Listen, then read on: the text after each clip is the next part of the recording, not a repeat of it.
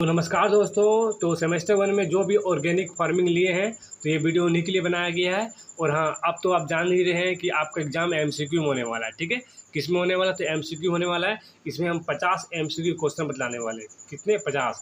तो किस टॉपिक से रहेगा क्वेश्चन आपका? तो ऑर्गेनिक फार्मिंग से रहेगा। ठीक है, और कौन सा क्वेश्चन रहेगा? तो एमसीक्यू क्वेश्चन रहेगा। ठीक है, तो अब चलिए बढ़ते हैं क्वेश्चन की ओर। देखिए, यहाँ से आपका क्वेश्चन स्टार्ट होता है। ठीक है, पहला क्वेश्चन है कि ऑर्गेनिक खेती में फसलों का चुनाव मुख्य रूप से किस पर निर्भर होता है? तो किस पर निर्भर होता है? तो ए नंबर क्या है? तो मिट्टी एवं जलवायु पर निर्भर होता है। किस में निर्भर होता है? तो मिट्टी और जलवायु में निर्भर रहता है। ठीक है, देखिए दूसरा क्वेश्चन है। ठीक है, ऑर्गेनिक खेती के लिए सबसे उपयुक्त किस्में को क्या होती है? ऑर्गेनिक खेती के लिए सबसे उपयुक्त किस्में क्या होती है? उत्तर ए क्या है? तो रोग प्रतिरोध किस्में, जो सबसे अधिक अच्छा होता है ऑर्गेनिक खेती के लिए, रोग प्रतिरोध किस्में। ठीक है, देखिए क्वेश्चन है तीसरा नंबर में, भारत में ऑर्गेनिक खेती को बढ़ावा देने हेतु कौन सा मिशन शुरू किया गया है?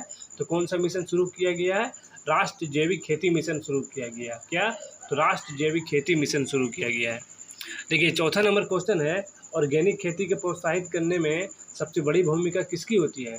तो किसकी होती है? तो किसान की होती है, सरकार की होती है, एनजीओ की होती है।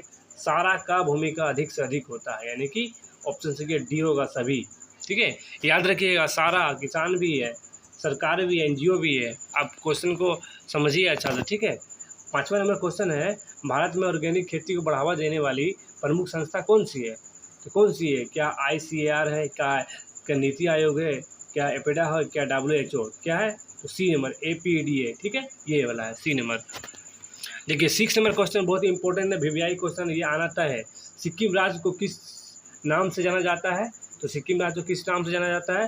तो भारत का पहला ऑर्गेनिक स्टेट। देखिए भारत का सबसे पहला राज्य कौन सा है जो किसमें है? तो ऑर्गेनिक स्टेट कहलाता है। ऑर्गेनिक फार्मिंग के लिए सबसे पहले सिक्किम राज्य ही कहलाता है। ठीक है, बहुत इंपॉर्टेंट क्वेश्चन ये वाला। 7वां नंबर क्वेश्चन है, भारत में ऑर्गेनिक खेती की सबसे बड़ा निर्यातक राज्य कौन सा है?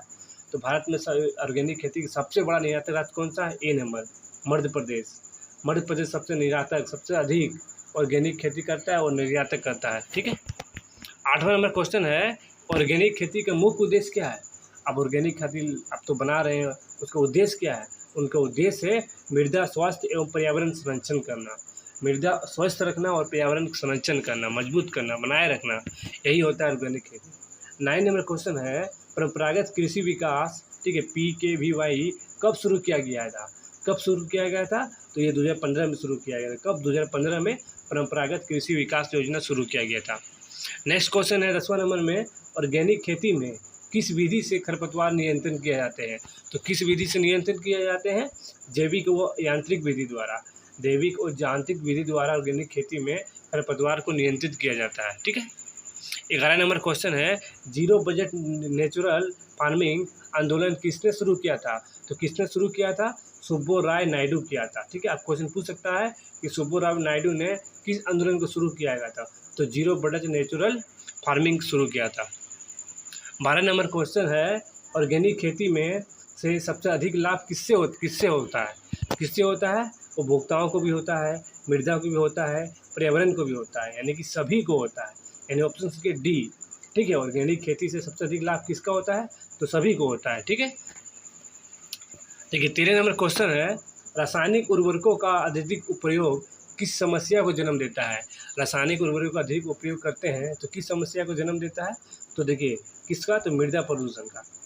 किसका? तो मृदा प्रदूषण का बहुत अधिक समस्या को जन्म देता है। ठीक है, नेक्स्ट क्वेश्चन 14 नंबर है कि नाइट्रोजन आधारित उर्वरकों से किस गैस का उत्सर्जन अधिक होता है? तो किस गैस का अधिक उत्सर्जन होता है? तो नाइट्रस ऑक्साइड का। ठीक है, देखिए 15 नंबर क्वेश्चन है, मृदा स्वास्थ्य सुधार हेतु कौन सी तरीका सर्वश्रेष्ठ है? ठीक है, मृदा स्वास्थ्य सुधार हेतु कौन सा तरीका सर्वश्रेष्ठ है? तो ए नंबर ग्रीन मैन्योरिंग। ठीक है, मैन्योरिंग बहुत ही इंपॉर्टेंट है। ठीक है, ये वाला। नेक्स्ट क्वेश्चन 16 नंबर है, वर्मी कंपोस्ट किसके द्वारा बनाया जाता है? तो किसके द्वारा बनाया जाता है? तो केचुआ के द्वारा वर्मी कंपोस्ट बनाया जाता है। ठीक है, नेक्स्ट क्वेश्चन है 17 नंबर में, वर्मी कंपोस्ट में प्रमुख पोषक तत्व क्या होता है? तो B number nitrogen. Nitrogen vermicompost के प्रमुख पोषक तत्व है। ठीक है, 18 नंबर क्वेश्चन है, मृदा में कार्बनिक पदार्थ बढ़ाने से क्या होता है? क्या होता है, मृदा में यदि हम कार्बनिक पदार्थ बढ़ा दिए क्या होगा, तो मृदा उर्वरता बढ़ जाएगा। क्या होगा, तो मृदा उर्वरता बढ़ जाएगा। 19 नंबर क्वेश्चन है, हरी खाद का प्रमुख स्रोत क्या है, तो हरी खाद का प्रमुख स्रोत क्या है, तो बी नंबर ढेंचा। ठीक है, ढेंचा हरी खाद का प्रमुख स्रोत है। देखिए 20वां नंबर क्वेश्चन है कि जैव उर्वरक, ठीक है, का उदाहरण क्या है, जैव उर्वरक का उदाहरण क्या है, तो बी नंबर राइजोबियम। राइजोबियम जैव उर्वरक का उदाहरण है। ठीक है, देखिए 21 नंबर क्वेश्चन है कि अजोटोबैक्टर किस पोषक तत्व से समृद्ध है, तो किस पोषक तत्व से समृद्ध है, बी नंबर नाइट्रोजन। नाइट्रोजन पोषक तत्व से समृद्ध है। ठीक है, 22 नंबर क्वेश्चन है, मृदा की अम्लता सुधारने हेतु कौन सा पदार्थ का प्रयोग किया जाता है, तो कौन सा पदार्थ का प्रयोग किया जाता है, नमक का।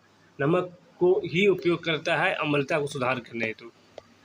23 नंबर क्वेश्चन है, ऑर्गेनिक खेती में मिट्टी की नमी संरक्षण हेतु कौन सी तरीका अपनाया जाता है। ये रहा 4 ऑप्शन, इसका आंसर क्या होगा, मल्चिंग। ठीक है, मल्चिंग का उपयोग किया जाता है नमी संरक्षण हेतु सुधार तरीका को अपनाने हेतु। नेक्स्ट क्वेश्चन है 24 नंबर में, नाइट्रोजन स्थिरीकरण करने वाली जीवाणु पाए जाते हैं, किसमें पाए जाते हैं, तो मिट्टी में पाए जाते हैं। ठीक है, देखिए नेक्स्ट क्वेश्चन है 25 नंबर में, ऑर्गेनिक खेती में रोग प्रबंधन हेतु सबसे अच्छा तरीका क्या है, सबसे अच्छा तरीका क्या है, फसल चक्र। क्या है, तो फसल चक्र। 26 नंबर क्वेश्चन है, नीम की खली का प्रयोग किसके लिए होता है, तो किसके लिए होता है, कीट नियंत्रण के लिए होता है। ठीक है, देखिए 27 नंबर क्वेश्चन है कि जैविक कीटनाशक का उदाहरण है। ठीक है, जैविक कीटनाशक उदाहरण है कौन सा है, ट्राइकोडर्मा। ठीक है, जो जैविक कीटनाशक का उदाहरण है।